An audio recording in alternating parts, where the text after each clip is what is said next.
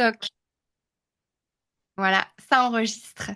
Et bah du coup, je te propose qu'on commence tranquillement. Moi, ça change pas grand-chose, hein. Bien, c'est parti. On Let's reste go. toujours que toutes les deux. Et bon, bah Raïssa, bonjour. Je suis Bonjour Caroline. ravie de te recevoir. On a échangé un petit peu toutes les deux juste avant. C'est une première pour moi d'enregistrer un épisode de podcast. Donc voilà, je pense que on a une petite pression réciproque, mais on va briser la glace et ça va Oui, bien et se un passer. plaisir partagé. Merci pour cette belle initiative et cette opportunité que tu m'offres de me lancer dans une interview podcast, ma toute première, et avec toi, donc dans un bon cadre. Ouais, c'est important. Je voulais faire voilà, avec une personne de confiance et voilà, je pense que là, on est bien. Donc, c'est plutôt chouette. Je suis ravie.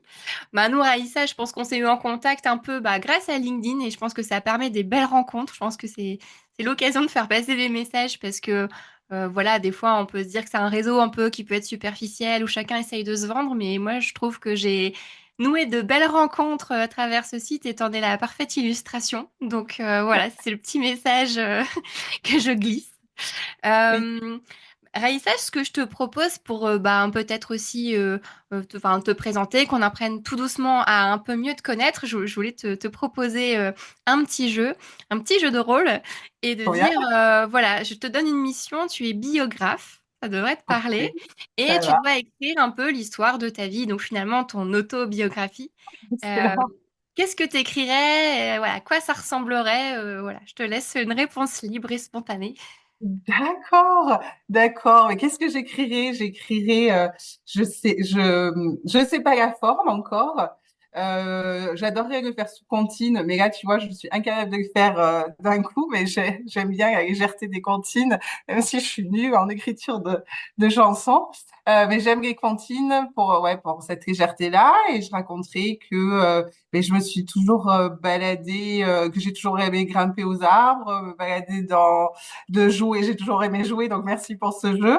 Que j'ai toujours été entourée de ma famille, de mes amis, de mes copines. Toujours été très curieuse, que j'ai toujours adoré lire. Voilà, donc une jeune fille un peu intrépide et curieuse, on dira, qui aimait beaucoup l'école parce que j'étais curieuse, qui était beaucoup trop bavarde, donc qui n'avait pas de bonne appréciation parce qu'elle parlait beaucoup trop. Et c'est justement le fait de trop parler et d'adorer lire et écrire que j'en suis arrivée là où j'en suis aujourd'hui à être coach en écriture et auteur. Mais le fait aussi d'être bonne élève m'a fait suivre le chemin classique formaté de la société pour faire plaisir à mes parents, pour faire plaisir à mes professeurs, pour faire plaisir à la société et ensuite à mes recruteurs. J'ai fait tout ce qu'on m'a dit, hein, parce qu'on m'avait fait cette promesse d'être heureuse, que si je faisais, si j'étais bonne à l'école, si j'étais sérieuse, si j'étais sage, eh bien, j'aurais une super vie, je gagnerais beaucoup d'argent, je ferais un métier que j'adore, j'aurais une belle maison, j'aurais un super métier. Alors j'ai eu tout ça, hein, ma belle maison, mon super poste de conseillère patrimoniale. Ensuite, j'ai eu mon petit garçon, j'ai eu la voiture, le chat, enfin tout ce qui va bien, le jardin aussi, parce que je vis dans le Cantal et j'ai une vue magnifique sur la nature. Et mais je trouvais que le contrat était pas rempli du coup. Hein, donc cette jeune fille intrépide justement, curieuse, mais là elle était complètement éteinte, elle était plus là. Elle avait complètement disparu et la femme qu'elle était devenue était profondément malheureuse. Et elle a continué comme ça parce que c'était elle fait ce qu'on lui dit, hein, et puis elle peut pas sortir du cadre, elle veut pas déranger, surtout pas déranger. Et mais son petit bout de chou, il est arrivé et il était hors de question, par contre, qu'il ait une maman qui soit pas à sa hauteur. Donc, il était important qu'il y ait une maman qui soit joyeuse, qui soit heureuse, qui soit épanouie. Ça, c'était non négociable. Et donc, c'est passé par une démission et on est sorti du système, on est sorti du cadre et on a poursuivi ses rêves et a poursuivi ses rêves. Et aujourd'hui, voilà, fin de l'histoire, fin du conte. Ils vécurent heureux avec un enfant, mais une passion. Ah, génial. Waouh, merci. Et du coup, donc, c'est ton fils qui a été un peu le révélateur de ce contrat qui n'était pas rempli. Et tu C'est t'es ça, dit, non, mais comme on là, dit en ouais, écriture est l'élément déclencheur. Tu vois, la situation initiale, une banquière, alors, très classique, hein, du coup, banquière souffrance au travail. Donc, c'est pour ça que je te disais que tes postes résonnent beaucoup pour moi. Donc, en pleine souffrance au travail, mais qui ne veut pas se le dire, qui souffre en silence, qui se dit qu'elle est forte, qu'elle va y arriver, etc. Et qui pleure du coup effectivement régulièrement et qui est épuisée, fatiguée, qui comprend pas parce qu'elle adore son métier. Donc ça c'est la situation initiale. Élément déclencheur, le bout de chou qui arrive, qui monte son nez et qu'il faut absolument protéger, aimer. Et voilà, à partir du moment où j'avais décidé d'être maman, c'était pour lui, c'était pas pour moi. J'ai jamais eu besoin d'être maman avant. Donc, quand on a voulu construire notre famille, le moment où il est arrivé, c'était pour lui. Et pour lui, il fallait le meilleur. Donc, il fallait une maman qui déplace les montagnes pour lui. Et la première montagne à déplacer, c'était justement d'oser être moi, en fait. Et donc, ça a été toute une démarche qui a commencé. Et c'est là où j'aime le dire, c'est la chance que j'ai de vivre en France, au final, d'être née en France. C'est qu'on a un système, alors oui, formaté, comme j'ai dit, qui fait que j'ai tout suivi et que j'ai perdu le sens initial de mon être et de l'enfant que j'étais, mais qui permet de nous accompagner et d'oser finalement. Je me suis tournée vers la médecine du travail qui m'a ensuite orientée vers le CIBC, donc un organisme de reconversion, et ensuite vers la BGE, une couveuse. Et voilà, j'ai été accompagnée à chaque étape par des systèmes de l'État et soutenue ensuite financièrement grâce au chômage. Et donc ça, c'est des choses que je n'aurais pas pu faire dans d'autres pays. Donc j'aime souligner le fait qu'on a des institutions qui fonctionnent, même si on adore, on est français, on adore s'en plaindre, mais il y a des choses qui fonctionnent et il faut se le dire et il faut aller taper aux portes. Ouais. Ouais, c'est ça, taper aux portes, effectivement, il y a beaucoup de choses qui sont en place. Et moi qui suis alors, française, mais domiciliée en Belgique, je peux comparer un peu les deux systèmes.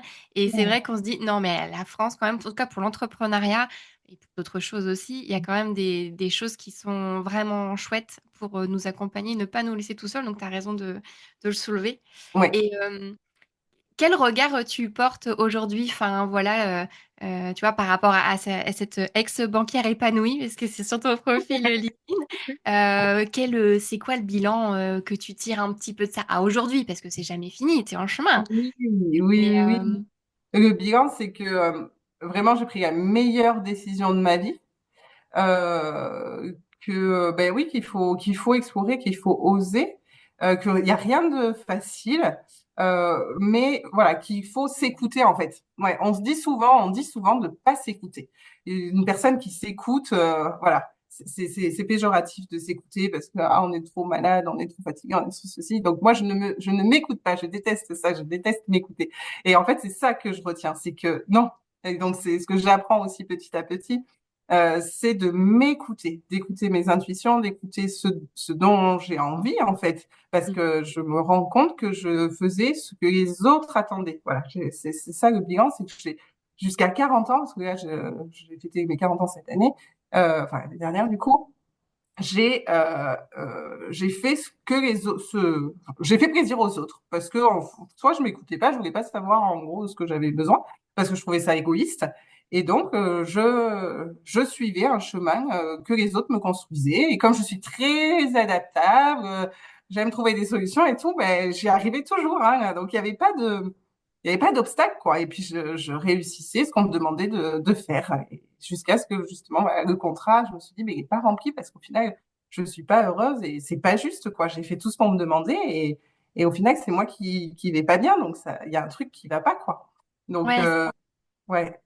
ouais, je comprends. Ça me fait penser souvent à l'image que j'aime bien utiliser, tu sais, dans les avions où on dit, mais alors ok, Oui. s'il y a un problème, mettez d'abord le masque à air sur votre nez avant de donner celui à votre enfant. Bah oui, parce que si nous-mêmes on n'est pas bien, on peut pas être bien pour les autres.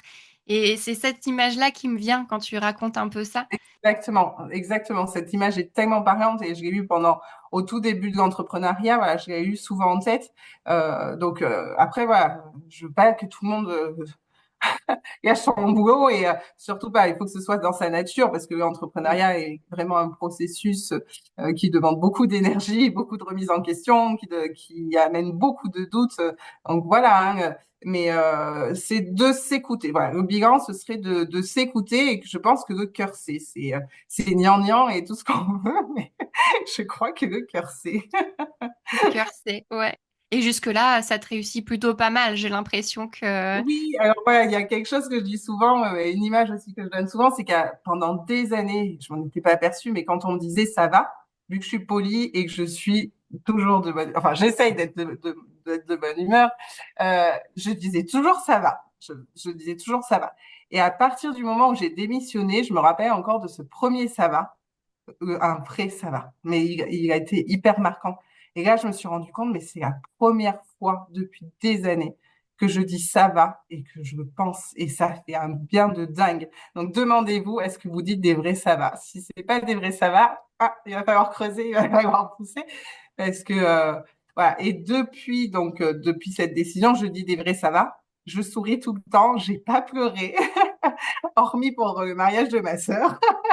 Le Donc, bonheur, et puis, semble-t-il. exactement, exactement. Et surtout, ça a attiré à moi, mais que de belles personnes. Et donc, du coup, tu en fais aussi partie. Mais vraiment, c'est alors beaucoup parler d'énergie. Moi, je n'y connais rien là-dedans, même si je commence à m'y intéresser un peu parce que je suis très curieuse aussi. Mais ça donne envie d'y croire parce que oui, il s'est passé quelque chose. Moi, j'ai pas eu l'impression de changer, mais j'ai changé ma dynamique en fait. Et, euh, et alors, en plus, j'étais banquière, hein, donc il faut bien se le dire. Je ne voyais pas des personnes sympathiques avec moi toute la journée. Les banquiers, c'est des voleurs, par principe. Hein. On n'aime pas trop son banquier. Donc, je passais mon temps je faisais 5 ou 6 rendez-vous par jour. Donc, ça fait du monde chaque semaine à voir. Et c'était pas je subissais hein, les personnes que je voyais et c'était pas toujours de bonne humeur. Et depuis 2 ans, oui, toutes les personnes que je croise sont des personnes enrichissantes avec des histoires, avec une énergie de vie, avec le sourire, comme tu as là. Voilà. Et donc, voilà. Au-delà de se dire est-ce que mon entreprise est rentable, est-ce que mon activité sera pérenne, et que c'est toutes ces questions-là, c'est qu'en termes de vie, euh, voilà, le challenge, je voulais que Ezekiel ait une maman heureuse, mais ça, c'est bon, c'est check. Ouais, c'est génial. Bah oui, c'est une belle histoire. Et sans, tu dis, bah oui, l'entrepreneuriat, attention, faut que ça convienne. Voilà, ça peut pas convenir à tout le monde et des fois, c'est difficile. Mais enfin, en tout cas, ce que tu recherchais, ce bonheur, pouvoir dire ça va en le pensant vraiment, ça, c'est ce que tu arrives à ressentir aujourd'hui et c'est la plus grande réussite, j'entends que tu vis aujourd'hui. Ouais, mais je comprends. Ça m'évoque des choses. J'ai envie de te poser une question aussi. J'ai envie de savoir, c'est quoi l'histoire, ton histoire avec les histoires?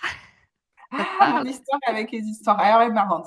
Alors, mon histoire de base, c'est que voilà, j'ai toujours adoré dévorer les livres. J'ai toujours eu beaucoup d'imagination. D'ailleurs, ma maman et mon papa avaient même été voir le médecin. Parce que très petite, je racontais des histoires, comme quand j'étais sortie de la maison, je sais ci, je sais là. Et ils étaient un peu paniqués en disant, elles sont tellement réalistes sur ces histoires, on ne sait pas là ce qu'on doit en penser.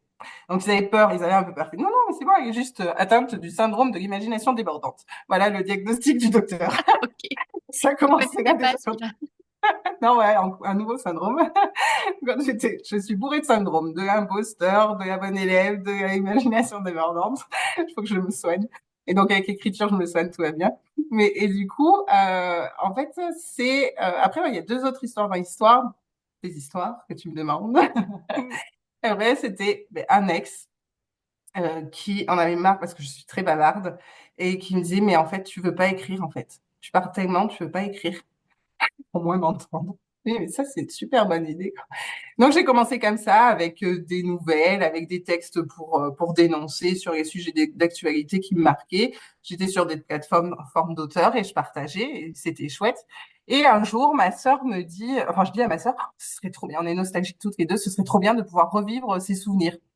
Et elle me dit, ouais, mais Mélissa, enfin, toi qui adore, enfin, qui est comme moi et tout, qui est hyper nostalgique, ce serait trop bien et tout. Bon, genre, je sais pas. Elle m'a agacée, elle m'a vexée là sur le coup. Il faut que je lui prouve que ça doit être trop bien de revivre ses souvenirs. Et donc, j'ai commencé à inventer une histoire où on pouvait revivre ses souvenirs. Donc, je me suis dit, et si on avait quelque chose qui pouvait nous faire nous permettre ça, qu'est-ce qu'on ferait, qu'est-ce que ça ferait? Et là, du coup, je me suis imaginé qu'est-ce qu'on pourrait faire. Et ensuite, je me suis imaginé, mais si on était dans une société où on pouvait faire ça, qu'est-ce que ça implique? Et voilà, j'ai construit tout un univers qui est parti sur 3 tomes à la fin. Donc, histoire dans l'histoire, c'est juste parce que je ne supporte pas avoir tort. Ah, c'est ça l'histoire. J'ai écrit 1200 pages pour montrer que j'avais raison. Et pour terminer, du coup, j'ai dit à ma sœur, quand le premier livre est sorti, je lui ai dit, t'as vu? Enfin, quand elle a fini de le lire, parce qu'elle le lit toujours avant qu'il sorte, t'as vu que c'est trop bien de revivre ça? Bien sûr. J'ai dit, mais Mélissa, tu m'avais pas dit ça. Ah bon? Elle s'en souvenait pas du tout, elle, hein. Évidemment. Voilà. Un argumentaire de 1200 pages, ça va. Elle était OK. Allez, moi, à la fin qu'on m'a écrit thèse, antithèse, synthèse, c'était lancé. Non, Je ne lâcherai pas, j'avais raison. c'est génial. Mais justement, du coup, l'écriture, j'entends que ça revêt un pouvoir spécial pour toi. Tu peux nous en dire un petit peu plus? Oui, oui, oui, ça revêt un pouvoir très spécial parce que l'écriture, elle est magique, c'est indéniable. Euh, Elle peut changer des vies, mais elle peut surtout, je pense, guérir. Elle permet de se réconcilier déjà avec soi. Si on arrive à s'apaiser, c'est pas toujours facile d'être bienveillant envers soi-même. C'est pas toujours facile de communiquer avec les autres. Mais face à une page blanche, personne nous regarde et ça va être plus facile de peut-être de se livrer et de sortir. Il faut pas rester seul avec ce qui nous abîme en fait. Et voilà. Et une feuille, un stylo, c'est à la portée de tout le monde, même quand on n'a pas beaucoup de moyens. Et donc voilà, j'ai envie de lutter contre cette fausse idée que écrire est réservé à une élite, qu'il faut avoir fait des études, qu'il faut être bon en français, qu'il faut avoir une culture incroyable, avoir lu des centaines de livres, connaître la différence entre adjectif et épithète pour pouvoir écrire. Non, non, non, non et non. On s'en fout.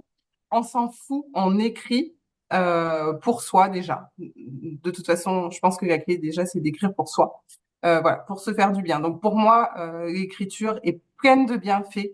On est dans un monde tellement oppressant, tellement anxiogène aussi, que de se retrouver dans une bulle avec euh, un cahier, une feuille, un ticket de caisse, peu importe, on s'en fout, mais de mettre, comme le disent beaucoup de personnes, des mots sur des mots, c'est à la portée de tout le monde et c'est dommage de s'en priver parce que on a encore voilà ou des injonctions, des pensées limitantes ou des préjugés ou des fausses croyances qui nous ont été inculquées ou parce qu'on nous a pas soutenus quand on était enfant ou parce que on a vécu une humiliation et tout ça mais marque à l'intérieur et le fait d'écrire, le fait de conscientiser ça permet de reprendre le contrôle. Donc pour moi vraiment enfin le stylo, ouais, je dis c'est une baguette magique, c'est écrire sa vie, c'est reprendre le contrôle de sa vie et on changera pas tout, non, mais si on peut se faire du bien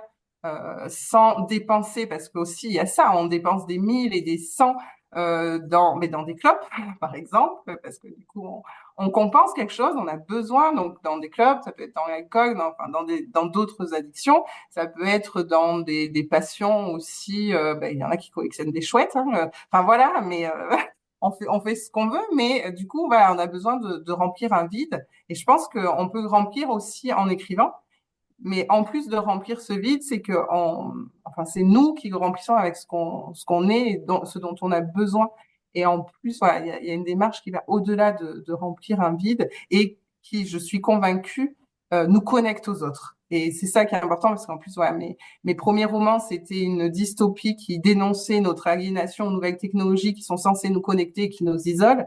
Donc, dans ce monde ultra technologique où tout nous fait peur, on a tellement d'informations qu'on n'arrive même plus à les traiter.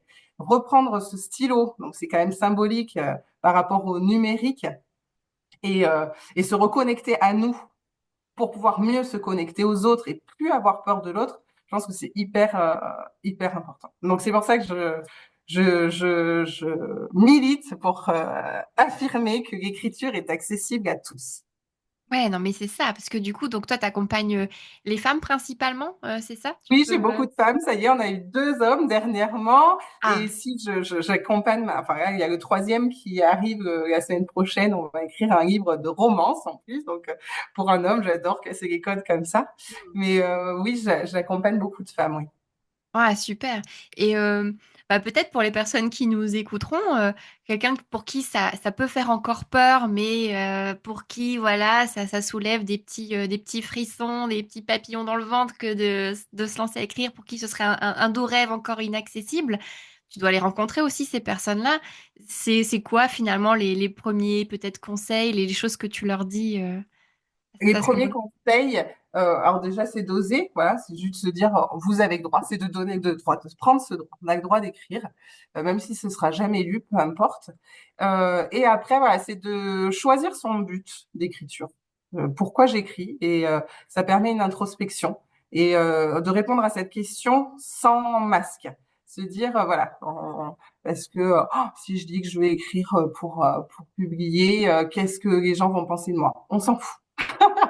Si tu as envie d'écrire parce que tu as un message à transmettre, eh bien, tu te le dis. Par contre, pareil, va pas choisir un sujet en disant mais je vais écrire sur ça parce que tout le monde me dit ah tu devrais écrire sur ça, ta vie elle est incroyable, nanani, écris là-dessus. Si tu le sens pas, tu le sens pas. Si tu as envie d'écrire sur les papillons, mais écris sur les papillons. Mais voilà, il faut choisir son but. La première chose, et c'est ça le moteur en fait, parce qu'il y a beaucoup de personnes qui écrivent et ils ont plein d'histoires qui sont inachevées dans les tiroirs. Voilà, il y a tellement d'histoires inachevées dans les tiroirs, j'entends ça sans arrêt. Alors, ou c'est je ne sais pas par où commencer, ou alors c'est je ne sais pas par où terminer. C'est le début ou la fin? Voilà, c'est ça, il y a toujours un moment. Et on pense qu'il faut plein de techniques, qu'il faut, avant de démarrer, tout maîtriser, qu'il faut tout savoir, qu'il faut tout avoir lu. Si on attend ça, on ne démarrera jamais. Le vrai moteur, c'est pourquoi j'ai besoin d'écrire. Comprendre la raison qui nous pousse à écrire.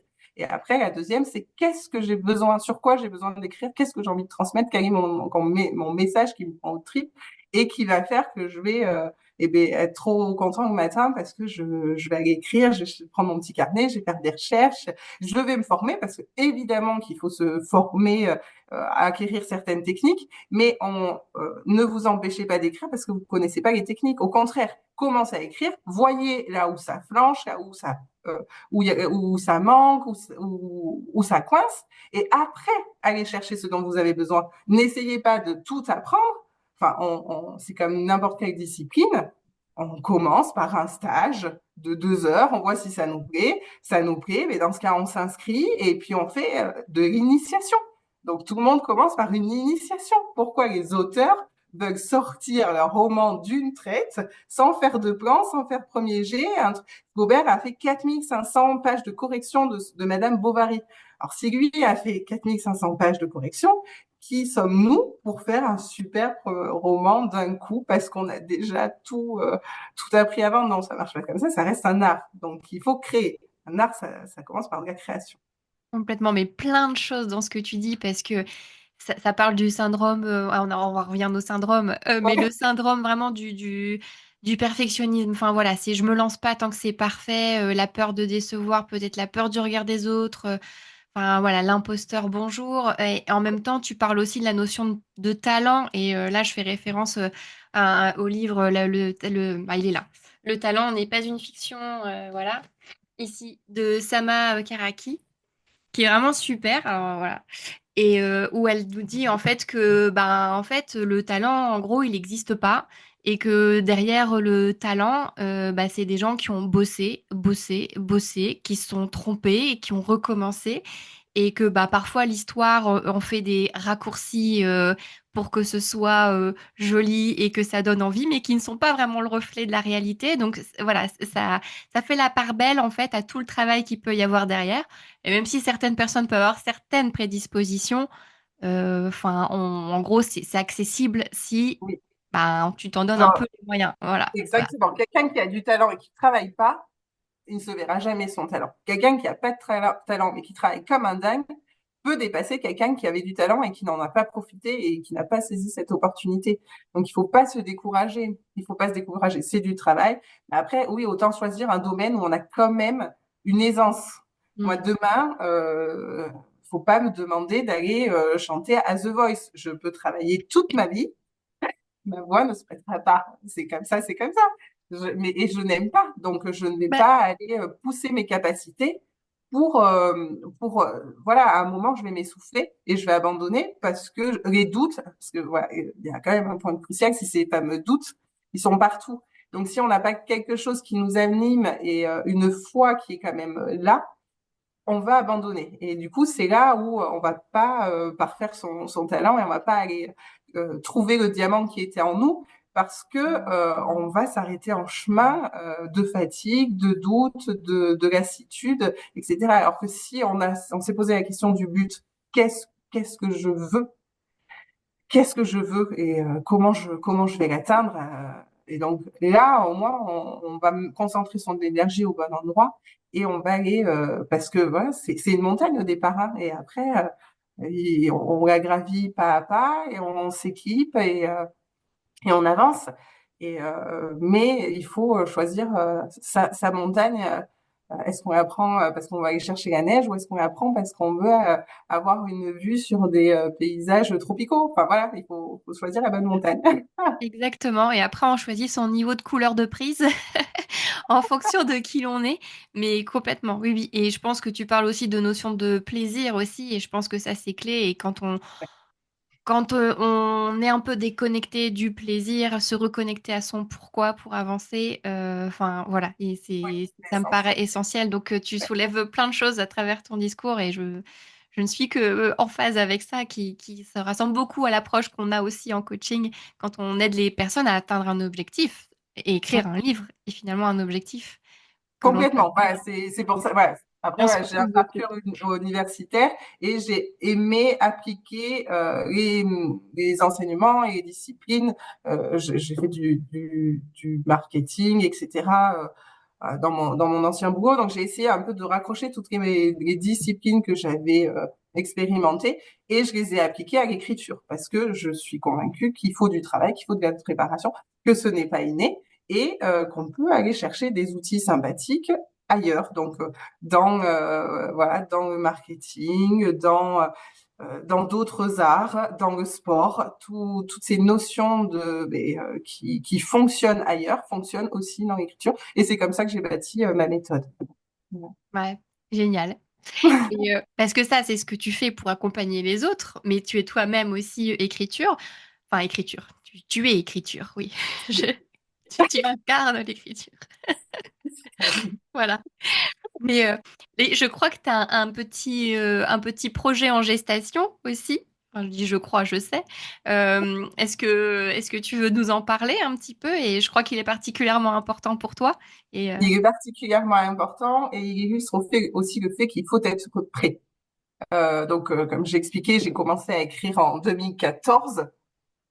Donc là, ce premier roman s'est imposé à moi. Il était, enfin voilà, j'avais presque pas besoin de faire de plan parce que je vivais avec, parce que j'avais cette idée en permanence. J'ai quand même mis 5 ans parce que justement, il a fallu que je me forme, que je tâtonne, que je me loupe, que je comprenne pourquoi je m'étais loupée. Et voilà, donc ça m'a permis de construire ma méthode et de devenir auteur. Il m'a fallu 3 romans pour devenir auteur. Mais depuis 2018, j'ai effectivement une histoire qui me tient à cœur. Donc pour la petite histoire un peu drôle, c'est que j'ai été par hasard élue Miss Couzex, donc c'est un village en Limousin. c'est quoi alors? Attends, rembobine, c'est quoi? J'ai été Miss Couzex 2018. Cousex, Kezako. Une petite ville à côté de Limoges. C'est un village à côté de Limoges, Mhm. Couzex. Voilà.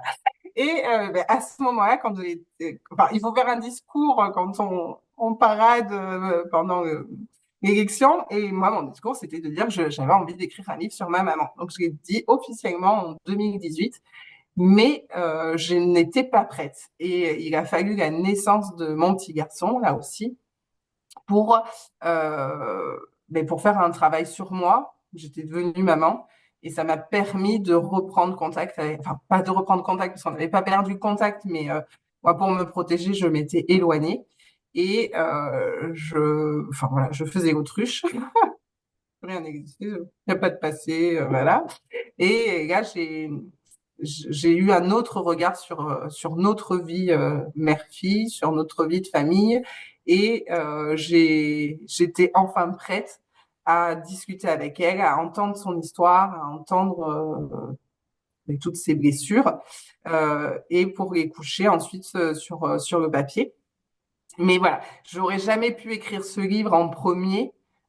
Déjà ne sachant pas toutes les techniques d'écriture, ça aurait été trop complexe. Donc c'est aussi de se dire que voilà, on part pas sur un roman, un premier roman sur un sujet qui est trop difficile. On ne multiplie pas les complexités. Si on ne sait pas encore vraiment écrire, on va pas en plus aller chercher un sujet qu'on maîtrise mal. Et après, voilà, il y avait un chemin personnel aussi à faire. Donc maintenant, les deux se sont combinés, les deux se sont recroisés. Et depuis septembre dernier, j'écris donc un roman sur ma maman, sur la vie de ma maman, qui a été malheureusement victime d'inceste dans son enfance à l'âge de 8 ans. Et donc des blessures qui ont entraîné dans sa vie adulte, à 40 ans, le diagnostic d'une dépression. Voilà. Donc là, c'est le roman qui va sortir en avril, donc le mois prochain. Donc c'était en premier lieu, si je voulais écrire ce livre, c'était pas pour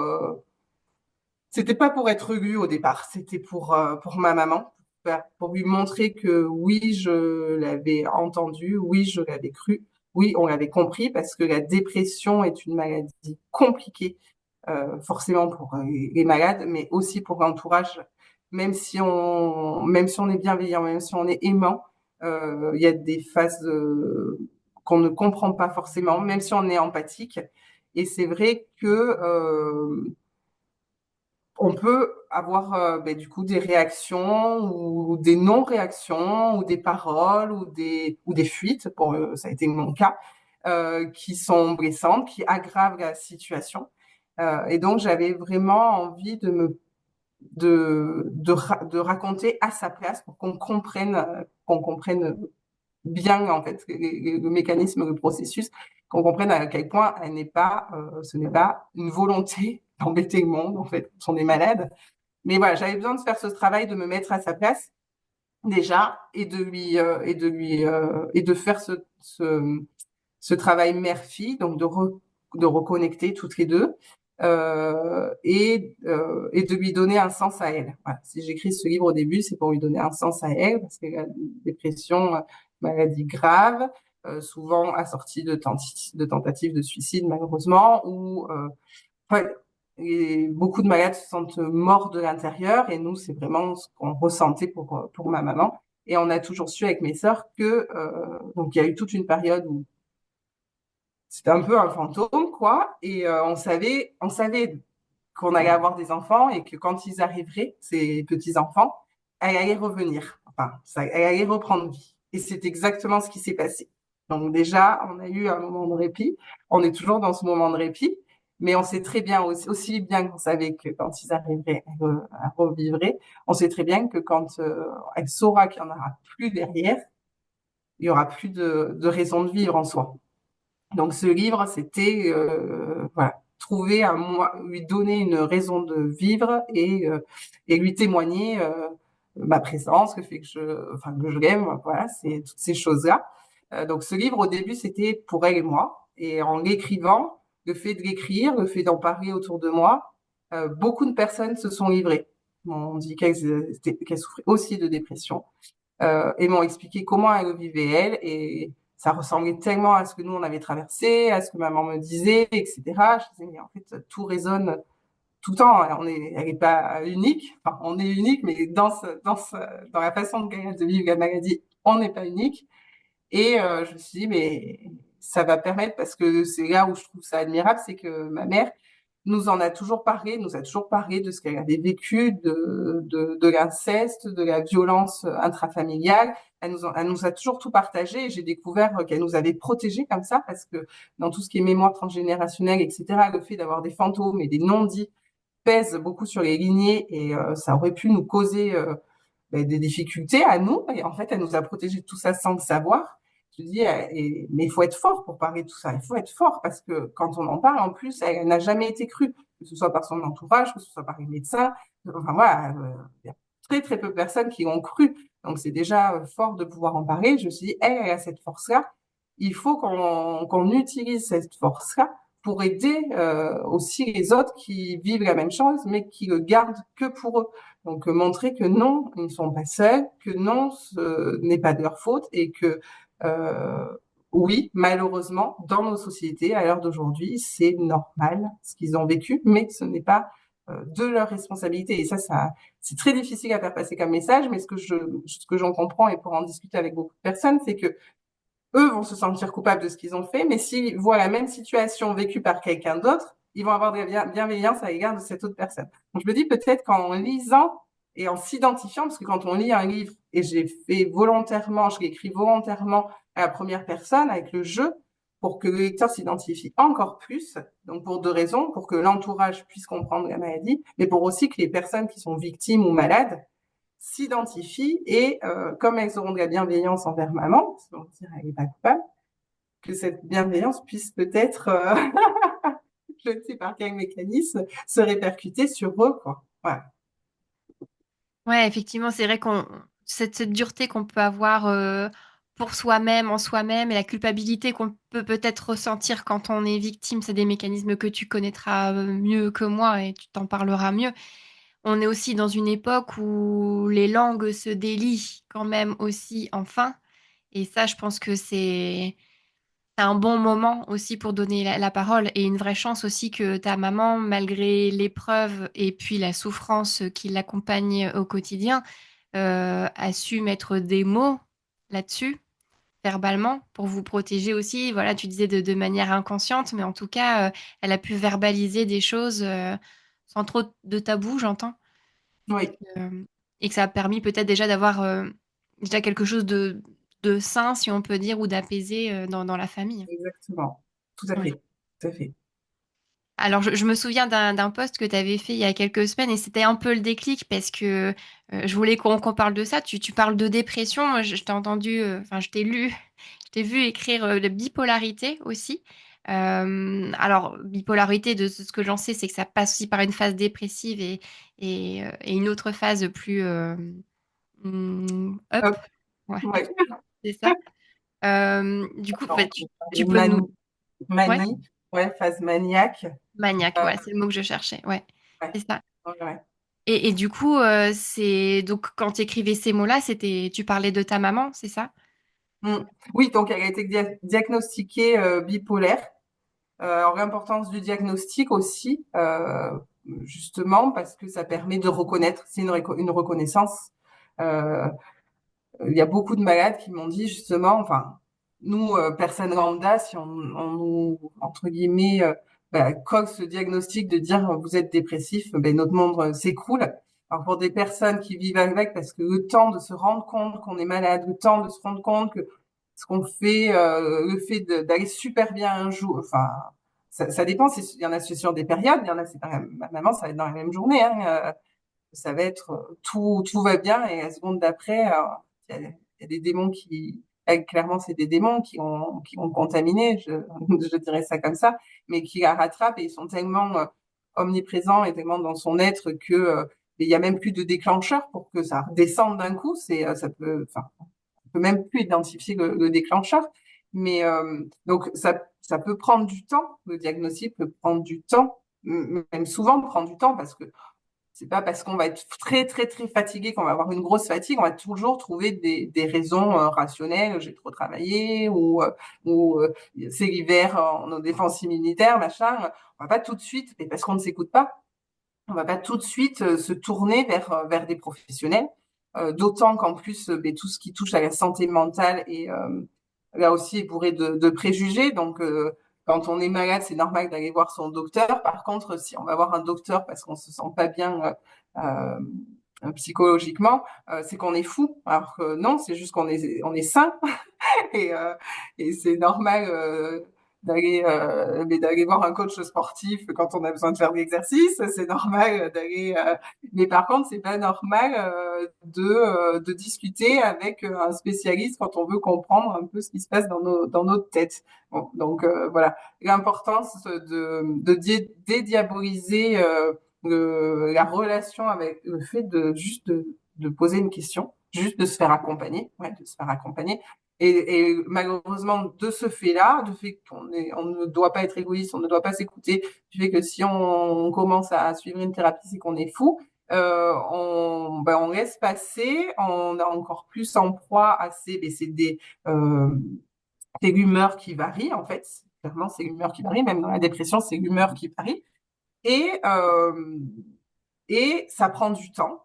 Et on s'isole et on ne comprend pas ce qui se passe forcément à l'intérieur de nous. Et du coup, ça peut aller malheureusement très très loin avec les personnes que j'ai pu discuter qui ont été vraiment diagnostiquées, c'est que il aura fallu ou malheureusement dans beaucoup de cas cette tentative de suicide parce qu'on en arrive tellement à une incompréhension et à le fait que vivre est pire que, enfin que oui, que vivre devient pire que de ne plus être là, et qu'on ne voit pas d'autres solutions parce qu'on n'ose pas en parler, parce qu'on n'ose pas, parce qu'on ne sait pas aussi que c'est normal. Voilà, c'est ce que je veux dire, montrer que c'est normal, c'est pas qu'on est faible, c'est pas qu'on est fou, c'est pas qu'on n'est pas câblé comme les autres. Non, c'est que, alors là, dans ce cas-là, c'est en fait un déficit de l'hormone du bonheur, donc ce qui s'appelle la sérotonine.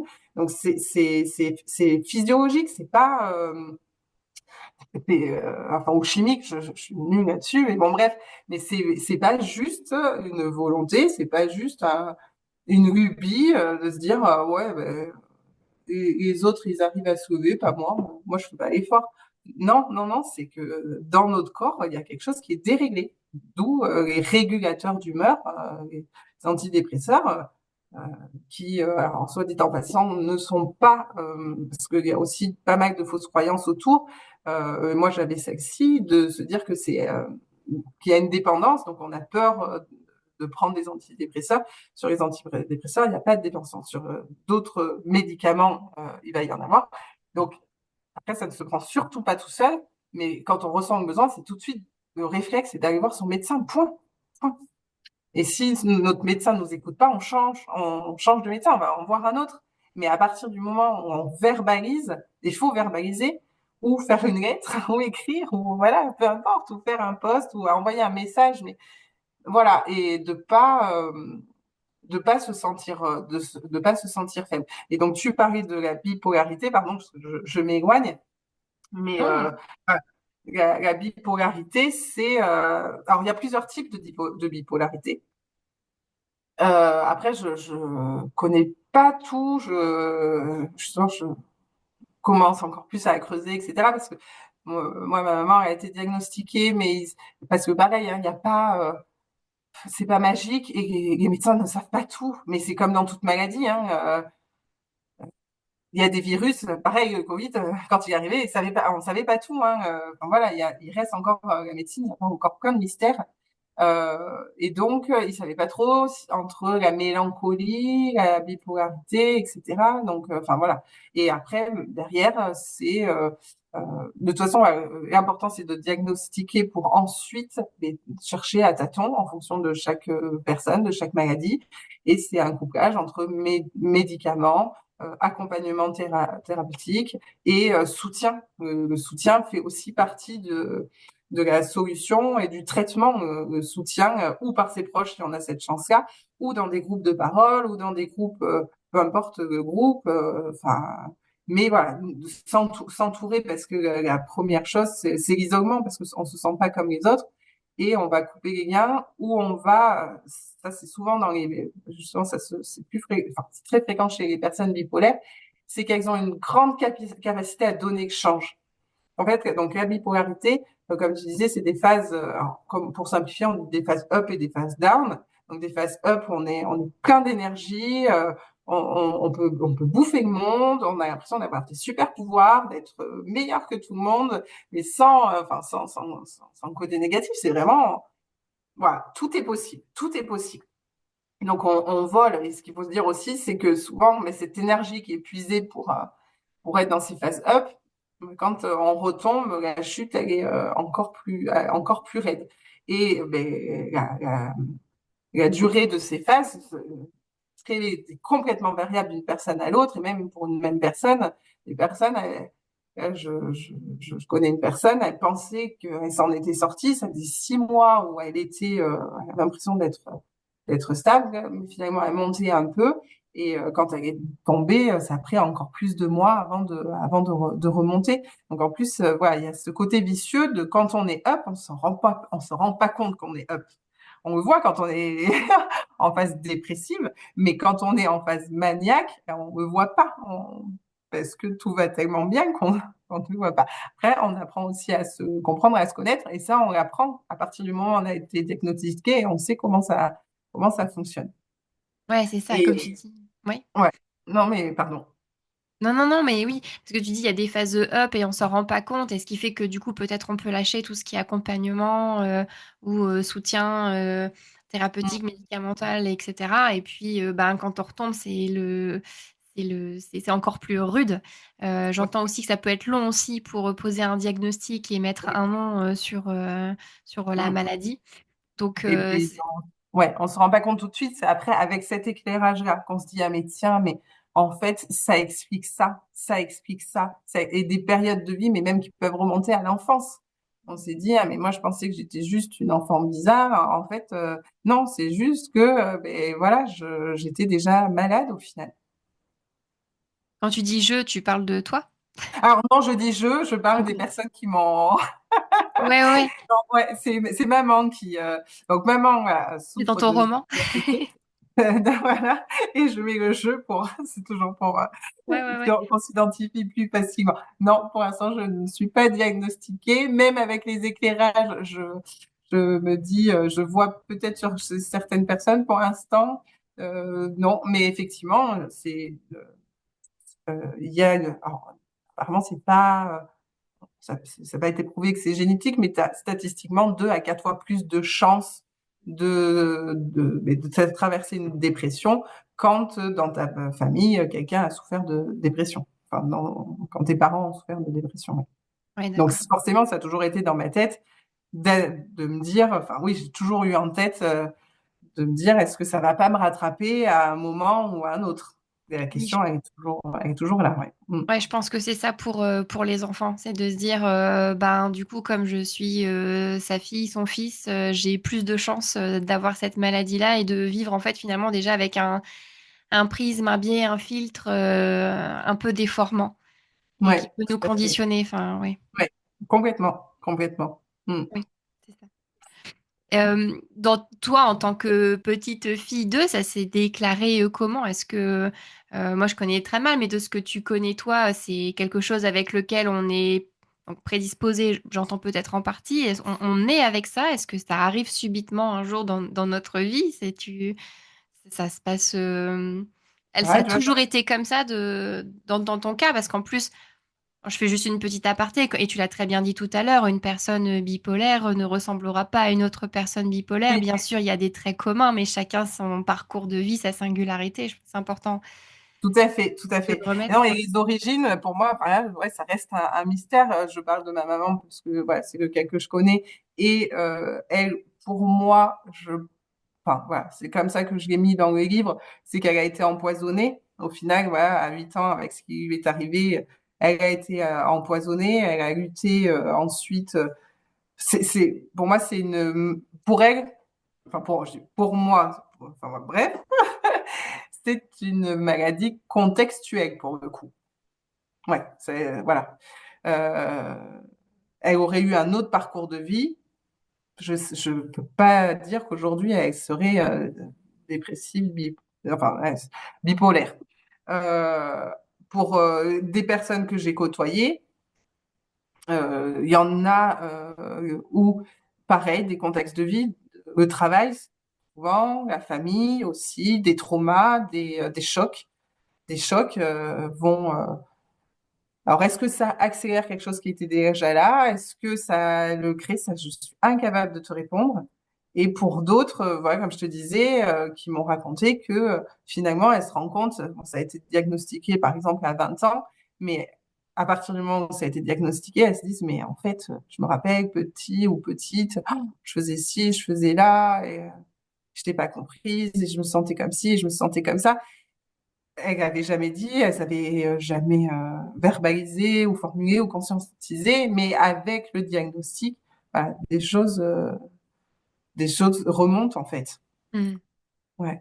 Ouais, oui, bah oui. Oui, c'est ça, tu dis. Maintenant, j'ai une grille de lecture pour comprendre des choses du passé qui étaient normales, mais finalement, à Oui, y regarder, c'est ça. et C'est ça permet ça. de chausser une autre paire de lunettes pour regarder un peu notre parcours de vie, ouais. Ouais, ouais, Ok. ouais, complètement. Complètement. Ouais, c'est ça.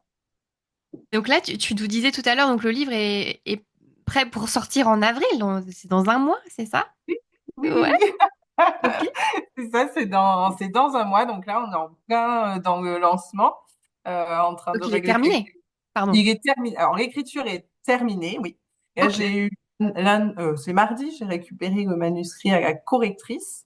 Donc là, il reste la toute dernière relecture, donc pour traquer les dernières coquilles, les dernières, voilà, pour que le manuscrit soit impeccable.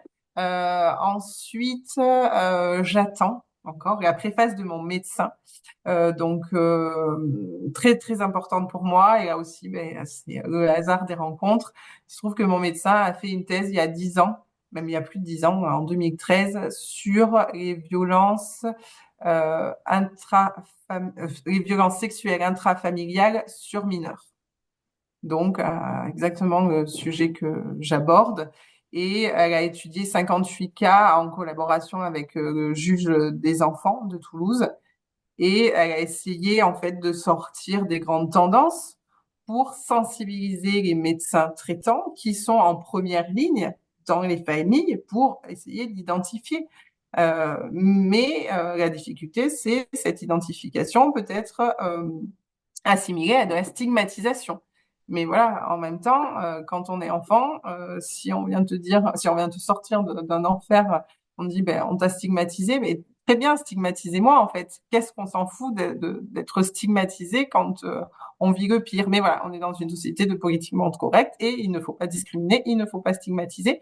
Donc de dire que, et là c'est ce qui en ressortait, et là je me suis aperçue, et finalement que ma maman était une statistique, que c'était des enfants entre 7 et 12 ans, souvent les aînés d'une fratrie, souvent une fratrie recomposée, avec des enfants d'un autre lit, comme on dit, euh, euh, souvent, alors c'est les statistiques, hein, donc je dis souvent, mais voilà, pour, statistiquement, c'était ça qui en ressortait de, ce qu'elle a, de son étude, père, mais plus beau-père, dans un milieu où les parents sont isolés, ne travaillent pas, euh, de l'alcoolisme également.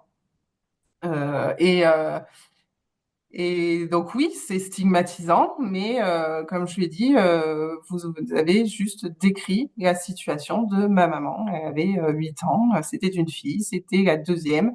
Les enfants d'après, c'était des demi-frères, c'était son beau-père, il ne travaillait pas. Enfin bon, donc oui, c'est stigmatisant. Et si ça peut sauver, euh, voilà, des enfants.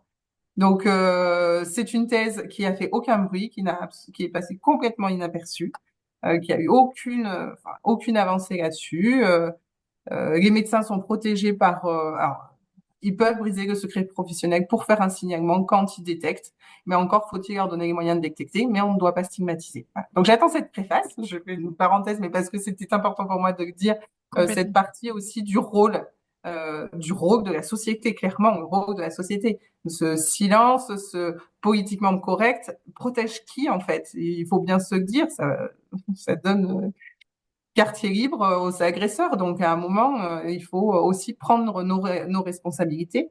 Donc c'est pour ça que j'en parle, c'est pour ça d'où ce livre. Et ça se joue en collectif et ça se joue au niveau de la société entière et ça se joue au niveau des médecins, ça se joue au niveau des juges. C'est pas que la responsabilité de la PMI ou de l'ASE, ou l'ASE c'est déjà trop tard. Enfin, Il y a des choses à détecter avant et faut se le dire, ça n'a pas évolué. Un enfant sur 10, c'est un chiffre qui est juste pas acceptable. Regardez vos enfants et dites-vous que dans sa classe il y a un enfant, quoi. Enfin, c'est terrible, c'est terrible.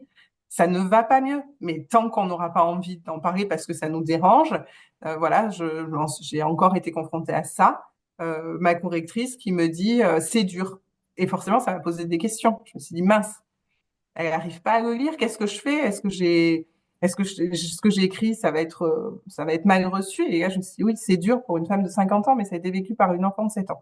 Donc, non, évidemment, c'est dur. Mais c'est ça, c'est dur, donc on préfère faire comme si ça n'existait pas. Mais il faut arrêter de faire comme si ça n'existait pas, parce que se faire comme si ça n'existait pas protège les agresseurs et détruit les vies des victimes. Donc, on peut plus continuer comme ça à se protéger, nous, de ce qui est trop dur à voir, alors que c'est à côté. Vraiment, c'est à côté. Un enfant sur 10, je suis désolée, c'est à côté. C'est Donc, à côté. donc, parenthèse, mais j'attends la préface, la correction est faite. On termine la couverture cette semaine. On valide le titre cette semaine. Et ensuite, demain, j'ai mon planning de lancement de toutes les actions à venir jusqu'à la sortie en avril. Donc oui, oui, oui, ça y est, c'est pour demain. C'est pour Ouais. demain. Ouais, c'est pour demain, c'est dingue. Je vais voir quand je monte et publie le podcast. Mais voilà, là, on sera vraiment encore plus dans le concret quand ça sortira. Donc, update à revoir d'ici là. Mais ouais, merci de porter le regard en fait sur ces choses. Tu dis 1 sur 10, c'est tout le monde, c'est à côté de nous. Et de porter le regard là-dessus, c'est des choses qu'on ne veut pas entendre, qu'on ne veut pas voir. Mais malgré tout, moi, j'entends quand même une parole qui se libère vachement autour de ça. Ça dérange, mais on y va. Il y a des mouvements aussi sous couvert de féminisme, etc., qui donnent la parole à ces choses-là, et c'est tant mieux. Mm. Voilà, que la honte change de camp. Voilà, il est vraiment temps. Et je trouve ça chouette que à travers ton livre, tu contribues à ça. C'est ça, c'est une pierre qui contribue à cet édifice-là. Et en Ouais, fait, du coup, ouais. De toutes petites pierres, c'est ça qui est difficile de se dire. Mais faut pas que ça reste qu'une vague médiatique. Parce que quand on se dit un enfant sur 10, c'est que ça existe depuis si longtemps. Et on commence à en parler. Tu te rends compte, on est en 2025, on mm, commence à en parler, quoi. On commence. Et moi, la peur, c'est que, ouais, s'il n'y a pas d'autres, enfin, c'est horrible, s'il n'y a pas d'autres événements, ben, ça s'essouffle. Ça s'essouffle. Enfin, on a vu avec le hashtag MeToo, il y a eu quand même un gros mouvement. Et entre le hashtag MeToo et Gisèle Mazin, finalement, il y avait quand même eu ouais. par rapport à ce que les médias nous orientent, il y a eu d'autres événements, du coup. Il y a eu Covid, il y a eu la guerre en Ukraine. Ah, il y a jamais rien d'acquis. L'histoire nous le montre.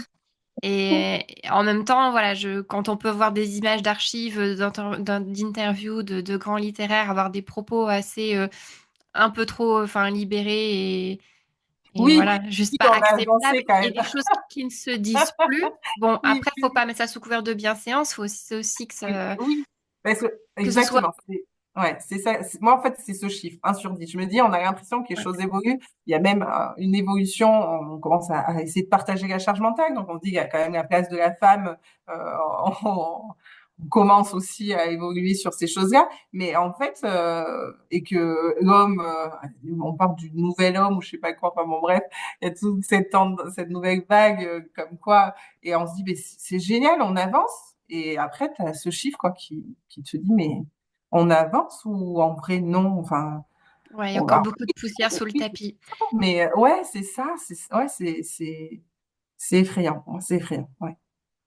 Ouais, donc en fait, c'est un livre à au moins 2 niveaux, j'entends. Parce Oui, que il y a un niveau très, voilà, un niveau sociétal où voilà, il y a un enjeu qui est heureusement très d'actualité, et en fait, le combat, c'en est un, doit continuer. Et bah, ta pierre à l'édifice, voilà, j'ai pas envie de dire qu'elle est petite, c'est une pierre à l'édifice.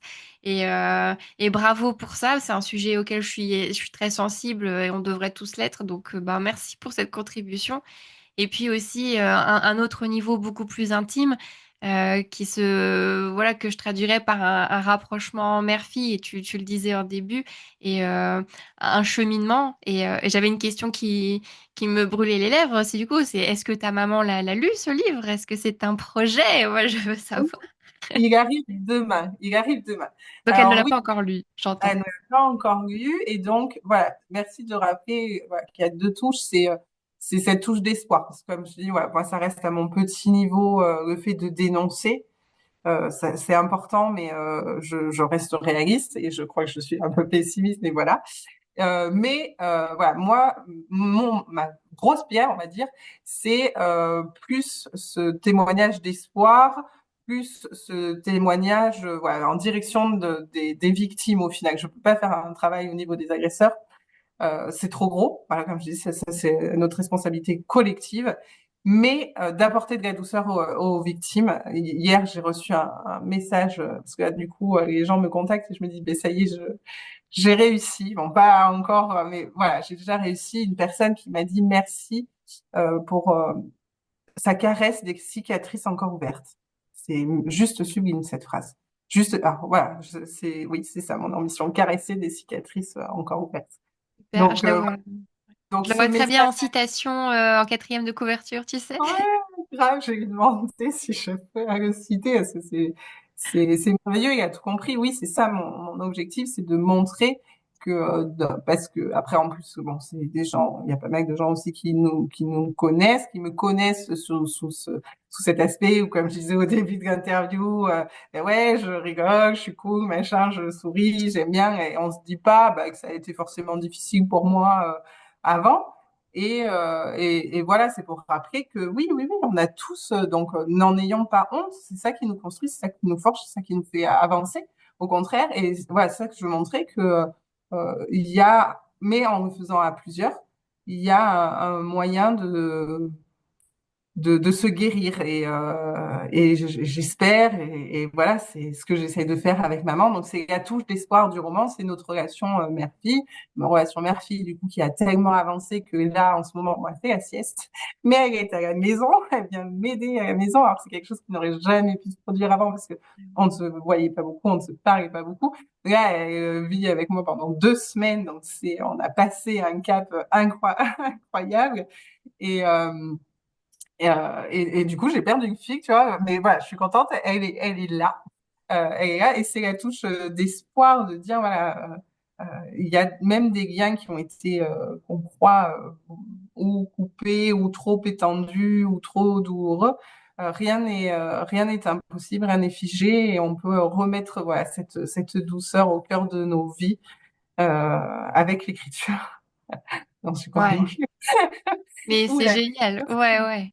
Un beau message d'espoir, c'est de dire que voilà, l'écriture, toi, ça a été l'outil, la baguette magique pour renouer une relation qui était voilà compliquée, voire inexistante. Je sais pas quel qualificatif tu mettras, mais de dire que bah c'est possible et il n'y a rien de figé en fait dans la vie et que Mais voilà, il faut s'exprimer. il Alors, faut avec l'écriture ou s'exprimer. avec un autre art, ou que ce soit de l'expression corporelle ou peu importe.